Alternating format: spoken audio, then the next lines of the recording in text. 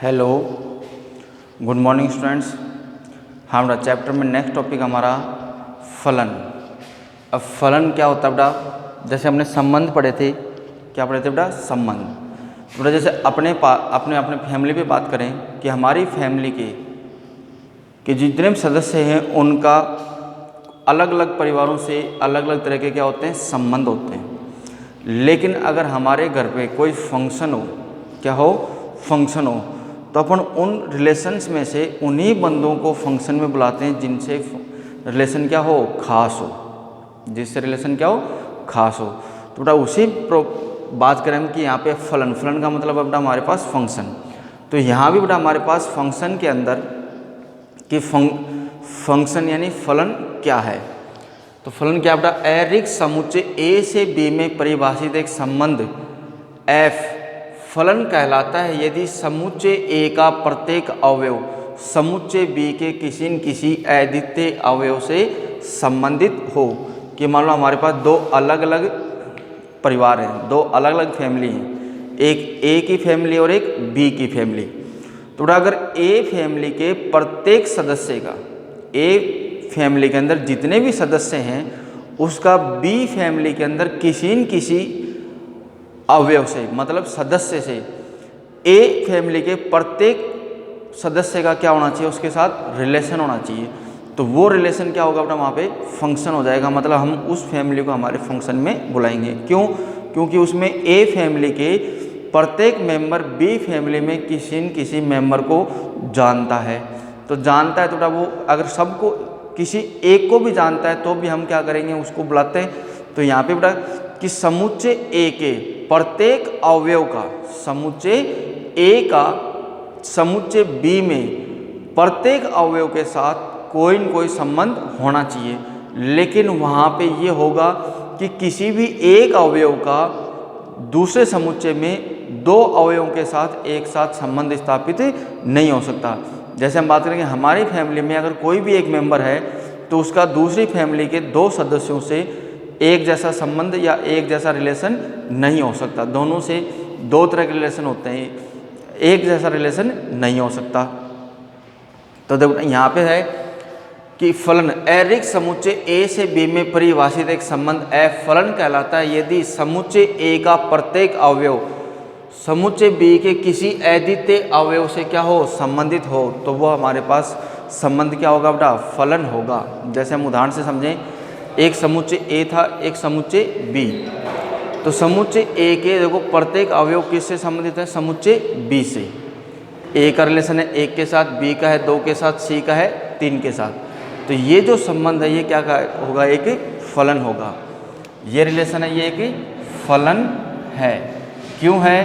क्योंकि ए समुच्चय के प्रत्येक अवयव का बी समुच्चय के अंदर अलग अलग अवयव से संबंध है। ऐसे बेटा दूसरा है, ए समुच्चय के चार अवयव हैं और बी समुच्चय में कितने हैं? तीन। देखो ए समुच्चय का प्रत्येक अवयव का बी समुच्चय में संबंध है। एक का एक्स से, दो का वाई से, तीन का जेड से और चार का भी जेड से। तो ये भी हमारे पास एक फलन है। ये भी एक फलन है। कभी भी ऐसा नहीं होना चाहिए, कैसा नहीं होना चाहिए? जैसे ये है, ये भी एक फलन है लेकिन यह फलन नहीं है। फलन नहीं है। क्यों नहीं है? कि इधर का एक अवयव इस समुच्चय के दो अवयवों से एक साथ संबंध नहीं बना सकता। यानी प्रांत का अवयव ए समुच्चय जो होता है प्रांत में आता है, बी किस में आता है? सह प्रांत में। प्रांत का कोई भी सिंगल अवयव सह प्रांत के दो अवयवों के साथ संबंध स्थापित नहीं कर सकता। अगर दो अवयवों के साथ संबंध स्थापित कर देगा तो वो फलन नहीं होगा।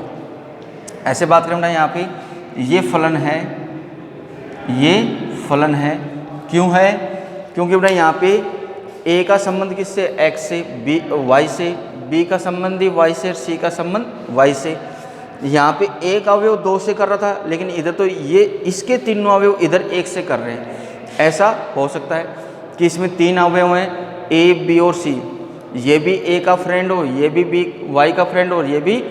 तो इस फैमिली के तीन एलिमेंट इसके सिंगल एलिमेंट से क्या है? संबंध बना सकते हैं। लेकिन इधर वाले के समुच्चय एक है, यानी प्रांत के दो एलिमेंट, एक एलिमेंट दो से अलग अलग संबंध नहीं बना सकता। अगर वो दो से अलग अलग संबंध बना देगा इसकी तरह, तो वो फलन नहीं होगा, वो फलन नहीं होगा।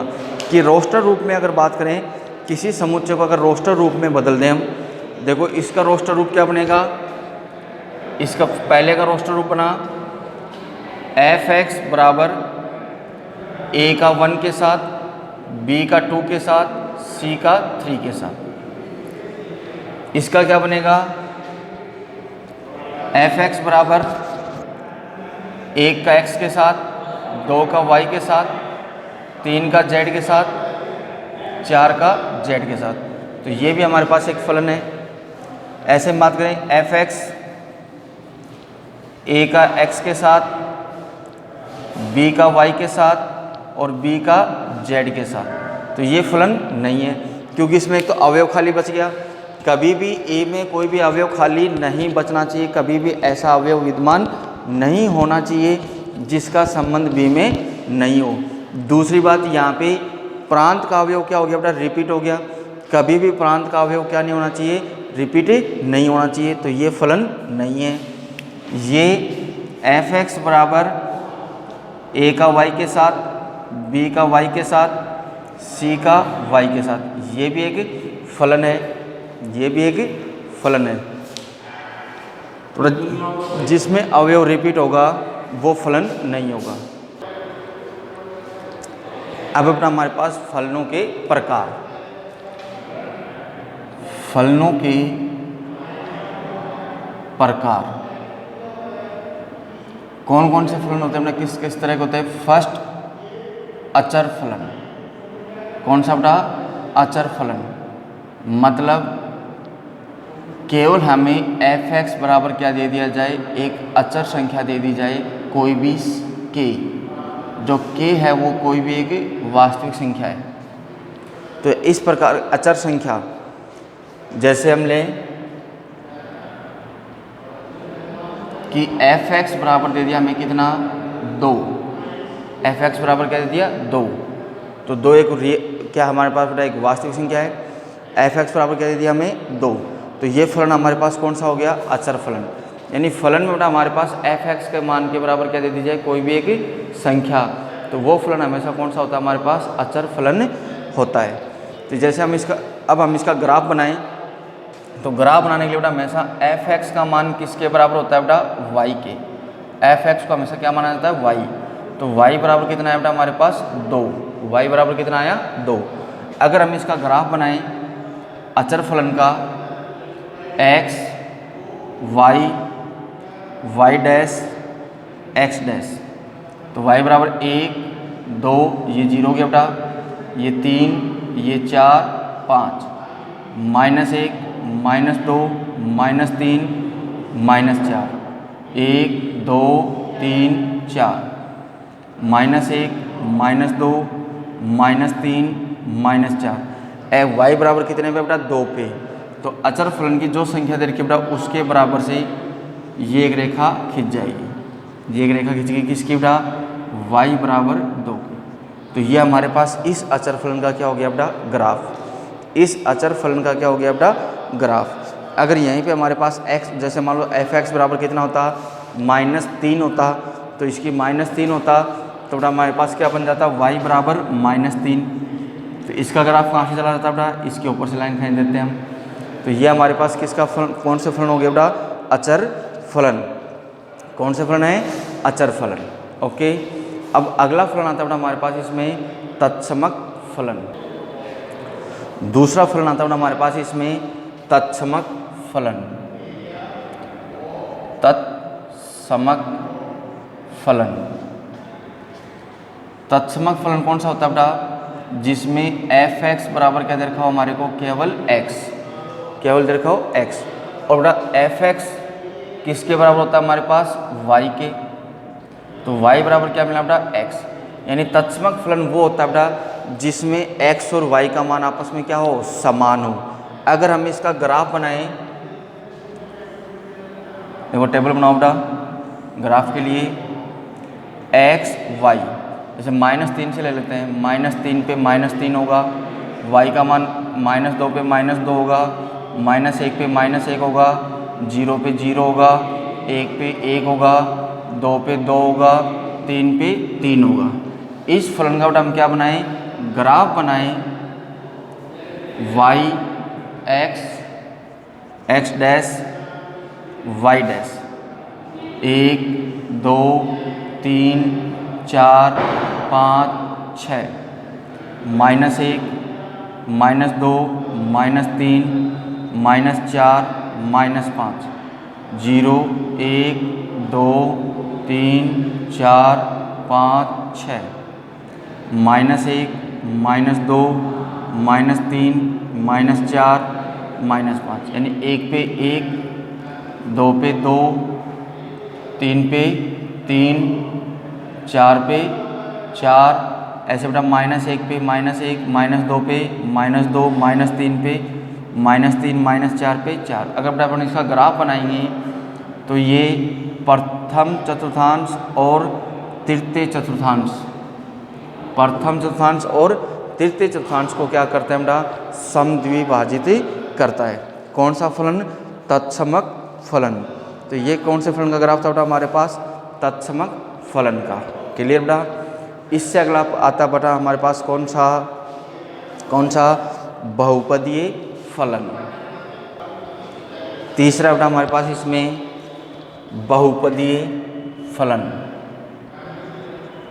बहुपदीय फलन। बहुपदीय फलन कौन से होते हैं बेटा, जैसे हम उदाहरण लें कि f(x) बराबर क्या है बेटा, x²। f(x) बराबर क्या है, x²। या f(x) बराबर दे दिया हमें 2x + 1, यानी जितने भी बहुपदों को किसके बराबर दे दे, हमें f(x) के बराबर दे दे। तो ये फलन कौन से हो गए बेटा हमारे पास, बहुपदीय फलन। बहुपदीय फलनों का ग्राफ बनाए, जैसे बेटा हम इसी का ग्राफ बनाएं तो बेटा f(x) का मान किसके बराबर होता है, y के। तो हमारे पास बेटा y बराबर क्या मिला, x²। अब ग्राफ बनाने के लिए बेटा इसका मान रख लो x y। अगर x का मान बेटा -2 रखें तो ये कितना आएगा, 4। -1 रखेंगे कितना आएगा बेटा, 1। 0 पे कितना आएगा, 0। 1 पे 1। 2 पे कितना आएगा बेटा, 4। 2 पे कितना आएगा, 4। अब बेटा हम इसका क्या बनाएं, ग्राफ बनाएं। तो बहुपदीय फलनों का ग्राफ बनाएं,